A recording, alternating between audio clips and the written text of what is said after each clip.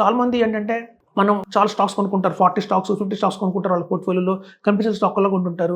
చూస్తే కొన్ని రెడ్లో ఉంటాయి, కొన్ని గ్రీన్లో ఉంటాయి, ఎప్పుడు కొన్ని రెడ్లో ఉంటాయి, కొన్ని గ్రీన్లో ఉంటాయి. ఈవెన్ మార్కెట్ అప్లో కూడా కొన్ని గ్రీన్లో ఉంటాయి, కొన్ని రెడ్లో ఉంటాయి. సో ఇట్లా కాకుండా అన్ని మంచి క్వాలిటీ స్టాక్స్ కొనుక్కోవాలంటే వాటి ఫండమెంటల్ అనాలిసిస్ బాగా తెలిసి ఉండాలి.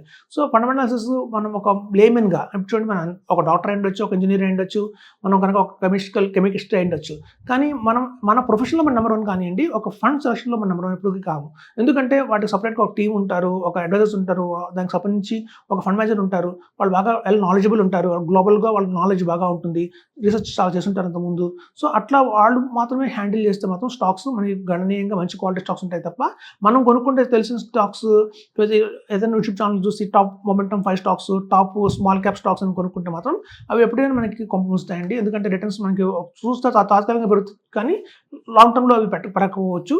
సో కాబట్టి నేను చెప్పేది ఏంటంటే, ఎవరి దగ్గర అయితే మనకు 50 lakhs ఉన్నాయి, ఈవెన్ మ్యూచువల్ ఫండ్స్లో మా దగ్గర 60 లక్షలు ఆల్రెడీ ఉన్నాయండి, ఇప్పుడు బాగా మార్కెట్ పడింది, ఇట్లాంటి టైంలో మనం ఏం చేయమంటారంటే మాత్రం గణనీయంగా మీరు బ్లూ చిప్ పిఎంఎస్కి షిఫ్ట్ అయిపోమని చెప్తున్నాను. బ్లూ చిప్ పిఎంఎస్లో వచ్చేసి మనకి 20 స్టాక్స్ ఉంటాయండి. ఆ 20లో కూడా మనకి ఐటీ స్టాక్స్ ఉంటాయి, ఫార్మా స్టాక్స్ ఉంటాయి, బ్యాంకింగ్ సంబంధించిన స్టాక్స్ ఉంటాయి,